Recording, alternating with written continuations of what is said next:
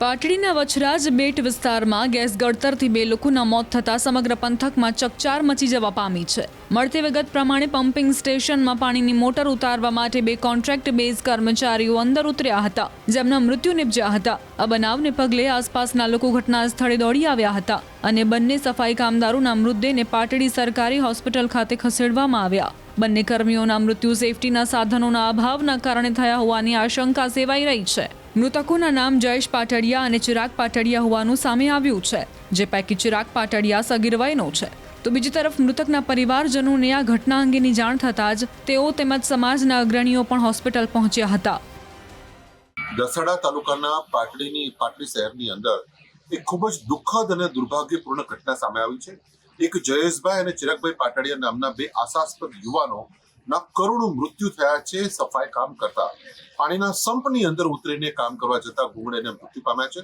સમગ્ર ગુજરાતની અંદર ભારતીય જનતા પાર્ટીની સરકાર ગાય વગાડીને વારંવાર કહેતી આવી છે કે મેન્યુઅલ સ્કેવેન્જિંગ હોય, માથે ઉપાડવાની વાત, માથે મેલું ઉપાડવાની વાત હોય કે હાથે મેલું ઉપાડવાની વાત હોય, આ બધી જ વાત હોય તેમ છતાં કે બધું બંધ થઈ ગયું છે ગુજરાતમાં। પરંતુ દર અઠવાડિયે, દર મહિને આવા વાલ્મીકી સમાજના ખાસ કરીને યુવાનો, આશાસ્પદ યુવાનોના મૃત્યુને ભેટે છે।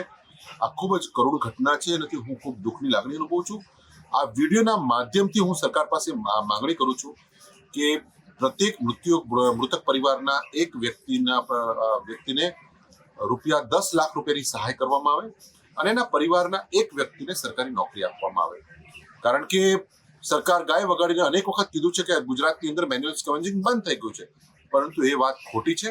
કોઈ જ મેન્યુઅલ સ્કેવેન્જિંગ બંધ નથી થયું અને હું હાલ વિદેશમાં હોવાથી પીડિત પરિવારની મુલાકાત લઈ શકતો નથી, પરંતુ મારા પાર્ટીના કાર્યકરોને, આગેવાનોને વિનંતી કરું છું કે એ લોકો પોતે જઈ અને પીડિત પરિવારની મુલાકાત લે અને સરકાર પાસે આ માંગણી મૂકે કે પ્રત્યેક મૃતક પરિવારના એક વ્યક્તિને 10 લાખ રૂપિયાની સહાય આપવામાં આવે અને એક વ્યક્તિને નોકરી આપવામાં આવે।